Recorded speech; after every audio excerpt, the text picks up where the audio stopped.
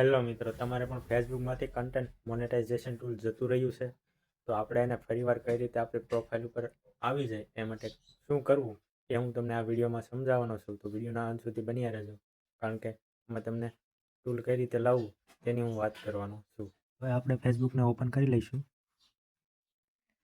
ત્યારબાદ અહીં 3 લાઇન ઉપર ક્લિક કરશું અને પ્રોફેશનલ ડેશબોર્ડ પર ક્લિક કરશું.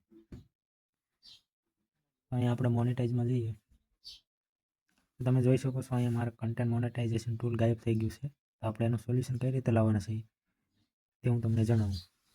સૌથી પહેલાં તમારે પ્રોફેશનલ ડેશબોર્ડ ઉપર જવાનું છે. ત્યારબાદ નીચે સ્ક્રોલ કરવાનું છે અને ટૂલવાળા ઓપ્શન પર ક્લિક કરવાનું છે. ત્યારબાદ તમારે હજી નીચે સ્ક્રોલ કરવાનું છે. ક્રિએટર સપોર્ટ ઉપર તમારે ક્લિક કરવાનું છે. ત્યારબાદ તમારે સપોર્ટ ઇનબોક્સમાં જોવાનું છે કે કોઈ પ્રોબ્લેમ નથી ને તમારા પ્રોફાઇલ પર, કોઈ કોપીરાઇટ નથી આપ્યો અથવા કોઈ ઇસ્યુ નથી ને, તે તમારે બંને જગ્યા પર ચેક કરી લેવાનું છે. જો અહીંયા ઇસ્યુ હોય તો તમારે વિડીયોને ડિલીટ મારી દેવાના છે અને પછી જ તમારે અહીંયા રિપોર્ટ લખવાનો છે. તો અહીંયા રિપોર્ટ ટેકનિકલ પ્રોબ્લેમ એની ઉપર આપણે ક્લિક કરશું. ત્યારબાદ ઇન્ક્લુડમાં ક્લિક કરશું અને અહીં આપણે પ્રોફાઇલ સિલેક્ટ કરી લઈશું. જો તમારે પેજ હોય તો તમારે પેજ સિલેક્ટ કરવાનું રહેશે. આપણે પ્રોફાઇલ સિલેક્ટ કરી લઈએ.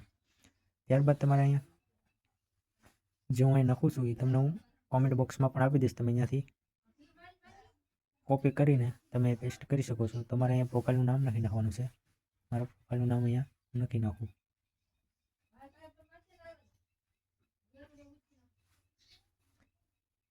ત્યારબાદ અહીંયા ચેક કરી લેવાનું છે કે જ્યાં મેં પ્રોફાઇલ લખેલું છે તો તમારે જ્યાં પેજ હોય તો અહીંયા તમારે પેજ લખવાનું છે.